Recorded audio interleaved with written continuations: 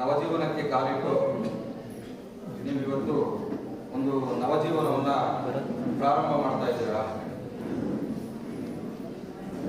ಒಬ್ಬ ಮನುಷ್ಯನ ಬದಲಾವಣೆ ಯಾವ ಸಮಯದಲ್ಲೂ ಬೇಕಾದರೂ ಬದಲಾಗಬಹುದು. ಅದಕ್ಕೆ ಉದಾಹರಣೆ ನಿಮಗೆ ಈ ಒಂದು ಏನು ಧರ್ಮಸ್ಥಳ ಗ್ರಾಮಾಭಿವೃದ್ಧಿ ಯೋಜನೆ ಒಂದು ವೇದಿಕೆನೇ ಸಾಕ್ಷಿಯಾಗಿದೆ. ಯಾಕೆ ಅಂತ ಹೇಳಿದ್ರೆ, ನಿಮ್ಮ ಕುಡಿತ ಬಿಡಿ ಅಂತ ನಿಮ್ಗೆ ಯಾರೋ ಅಡ್ವೈಸ್ ಮಾಡಲ್ಲ. ಯಾಕೆ ಅಂದ್ರೆ ನಿಮ್ಮ ಸ್ನೇಹಿತರಾಗಿರ್ಬೋದು, ಮತ್ತೊಬ್ಬರಾಗಿರ್ಬೋದು, ಇನ್ನೊಬ್ಬರಾಗಿರ್ಬೋದು, ಬಾರೋ ಸ್ವಲ್ಪ ಕುಡಿಯೋಣ ಪ್ರಚೋದನೆ ಮಾಡ್ತಾರೆ. ಬಿಟ್ರೆ ನೀನು ಕುಡಿಬೇಡ ಅಂತ ನಿಮ್ಗೆ ಯಾರಾದ್ರೂ ಹೇಳ್ತಾರ? ಇದುವರೆಗೂ ಯಾರು ಹೇಳಿಲ್ಲ.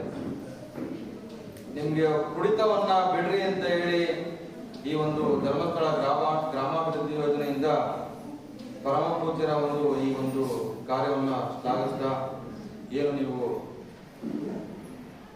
ಈ ಒಂದು ಯೋಜನೆಯಿಂದ ನೀವು ಇವತ್ತೇ ಇಂದಿನಿಂದಲೇ ನೀವು ಒಂದು ಮದ್ಯಪಾನಕ್ಕೆ ಧಿಕ್ಕಾರವನ್ನು ಮಾಡ್ತಾ ನಿಮ್ಮ ಮುಂದಿನ ಜೀವನ ಪ್ರಜ್ವಲಿಸಿ, ನಿಮ್ಮ ಮುಂದಿನ ಜೀವನದಲ್ಲಿ ಹೊಸ ಬೆಳಕು ತರಲಿ ಅಂತ ಹೇಳ್ತಾ ನನ್ನ ಎರಡು ಮಾತುಗಳನ್ನ